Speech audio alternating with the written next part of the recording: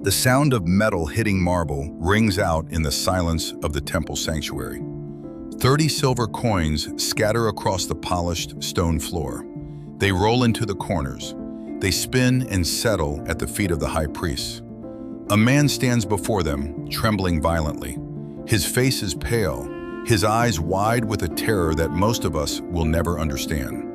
He looks at the religious elite, his voice cracking as he screams a confession that has echoed through 2,000 years of history. "I have sinned by betraying innocent blood."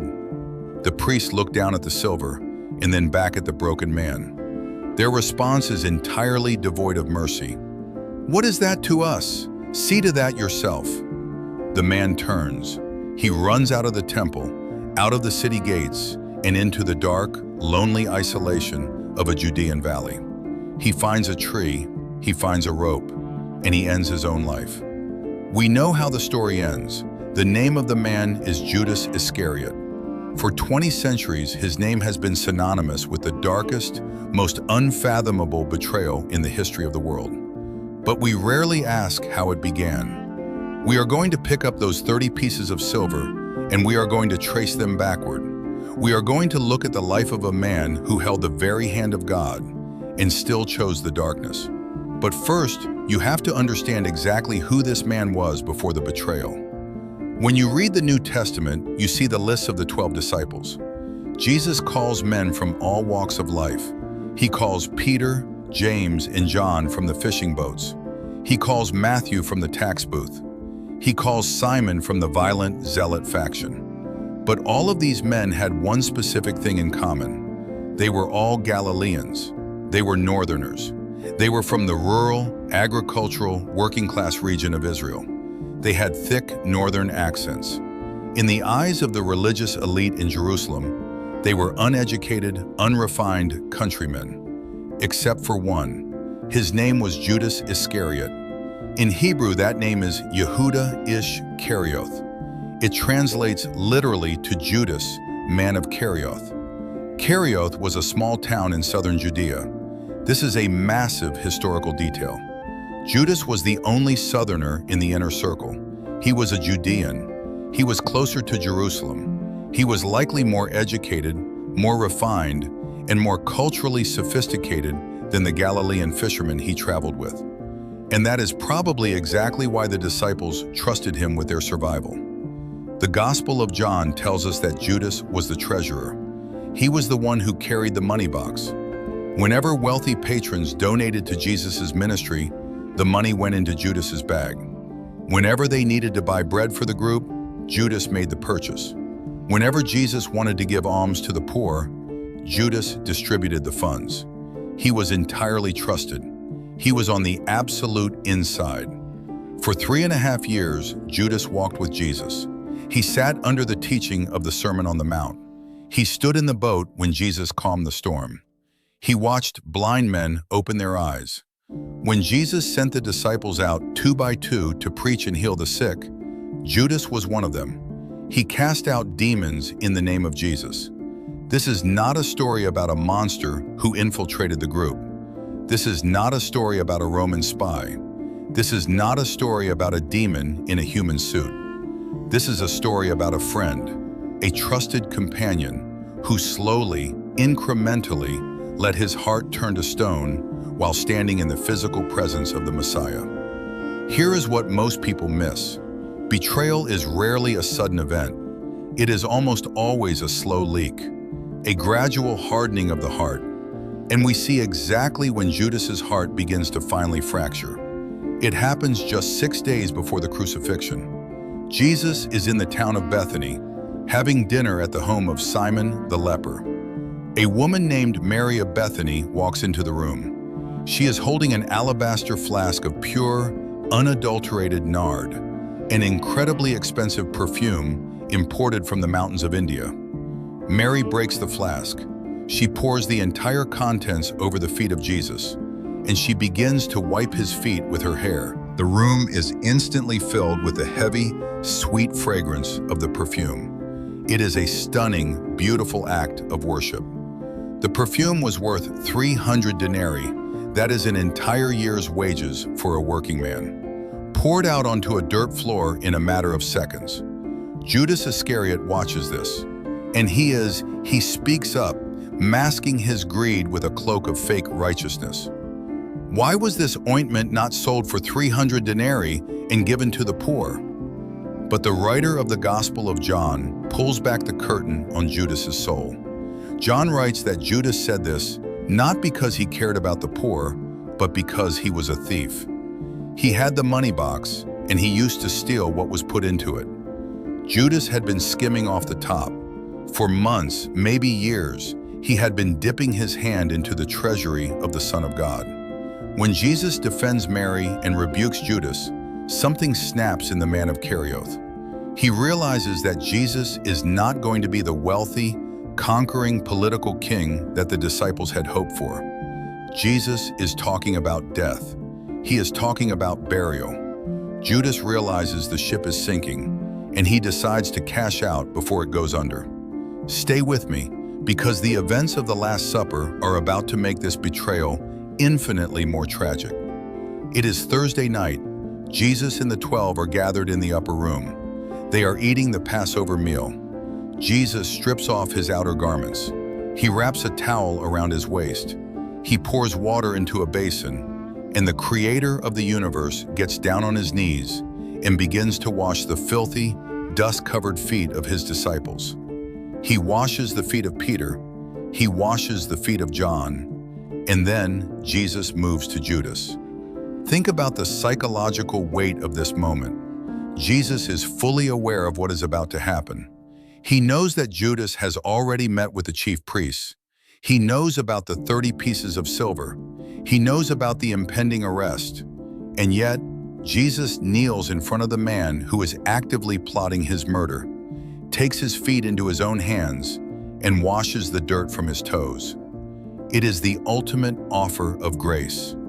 It is a silent plea to turn back, but the heart of Judas has become impenetrable. Jesus sits back down at the table. He says the words that freeze the blood of everyone in the room. Truly, truly, I say to you, one of you will betray me.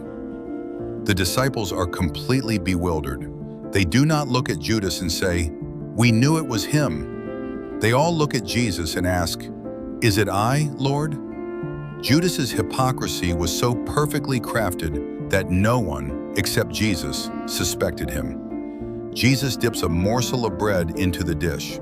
In Middle Eastern culture, handing a dipped piece of bread to a guest is a mark of extreme honor and intimate friendship. Jesus hands the bread to Judas. He honors his betrayer to the very last second. And the Gospel of John records one of the most terrifying sentences in the entire Bible. As soon as Judas took the bread, Satan entered into him. Jesus looks him directly in the eyes and says, "What you are going to do quickly." Judas gets up. He leaves the warmth of the upper room, and the text simply notes, "And it was night." Now watch what happens next. Jesus goes out to the Garden of Gethsemane to pray. He is in agony, sweating drops of blood. The disciples are falling asleep. Suddenly, the darkness of the olive grove is shattered by the light of torches and lanterns. A massive crowd of temple guards and Roman soldiers marches into the garden. They are heavily armed with swords and clubs. And leading them, at the very front of the mob, is Judas. He walks up to Jesus. The plan was to identify the target in the dark so the soldiers wouldn't arrest the wrong man. Judas had arranged a signal. He steps up to the rabbi he has followed for 3 years. He says, "Greetings, Rabbi," and he kisses him. The original Greek word used in Matthew's Gospel is kataphileo. It does not just mean a casual greeting. The prefix kata intensifies the verb. It means to kiss fervently, to kiss repeatedly, to kiss with deep affection. Judas uses the ultimate intimate expression of brotherly love to execute the ultimate act of high treason. Jesus looks at him, and in Luke's account, Jesus responds with a question that must have haunted Judas for whatever brief hours he had left on earth. "Judas, would you betray the Son of Man with a kiss?" The soldiers seize Jesus. The disciples flee into the night, and Judas is left standing in the garden, holding a bag of silver that is suddenly beginning to feel like a bag of burning coals. And that brings us back to the temple, to the 30 pieces of silver scattered on the marble floor. When Judas sees that Jesus has been condemned to death, the reality of his sin crashes down on him with the force of an avalanche. He tries to give the money back. The priests refuse it. Judas feels a crushing, suffocating weight. But there is a massive theological difference between what Judas experiences and what Peter experiences. Both men betrayed Jesus that night. Peter denied him 3 times with curses. Judas sold him for silver. The Greek language gives us a profound insight here. When Judas realizes his sin, the text says he felt metamelomai. It means deep regret. It means remorse. It is a terrible emotional pain over the consequences of your actions. But it is not metanoia. Metanoia means true repentance. It means turning around and running back to God for mercy. Peter wept bitterly, but he stayed. He waited, and he found grace on the shore of the Sea of Galilee. Judas felt remorse, but he completely despaired. He believed his sin was greater than the mercy of the God whose feet he had just seen washed. The early church father Augustine wrote of Judas, "He despaired of forgiveness, and in his despair he perished." Judas runs out and hangs himself. The book of Acts gives a gruesome historical detail, telling us that he fell headlong in the field, his body bursting open. The priests take the blood money, and because it is cursed, they use it to buy a potter's field to bury foreigners. It became known as the Field of Blood. The man who carried the money box lost his soul for the price of a slave. But the story of the 12 does not end in a potter's field. After the resurrection, and after Jesus ascends to heaven, the remaining 11 disciples gather in the upper room in Jerusalem. There is an empty chair, a massive, painful void where the man of Kerioth used to sit. Peter stands up. He quotes the Psalms. He says that the office of Judas must be taken by another. They need 12 men to represent the 12 tribes of Israel. They put forward 2 men who had been with them from the very beginning, from the baptism of John all the way to the resurrection. They pray, they cast lots, and the lot falls to a man named Matthias. Matthias steps in. The gap is closed. The foundation is restored, and the kingdom of God moves forward, proving that the mission of Jesus Christ cannot be derailed by the betrayal of a single man. The office outlasts the traitor. You know what it feels like to slowly compromise. Maybe you have never sold anyone for silver, but you know the quiet, incremental decisions that harden a human heart, the small lies at work, the slow drift away from integrity, the gradual prioritizing of your own comfort over the truth. Judas did not wake up one morning and decide to become the most hated man in history. He got there one stolen coin at a time. So what do we take away from the tragedy of Judas Iscariot? First, proximity to Jesus does not guarantee transformation. You can sit in a church pew your entire life. You can know the songs. You can know the theology. You can have the appearance of total devotion. But if you do not surrender the secret, hidden rooms of your heart, you are just carrying the money box.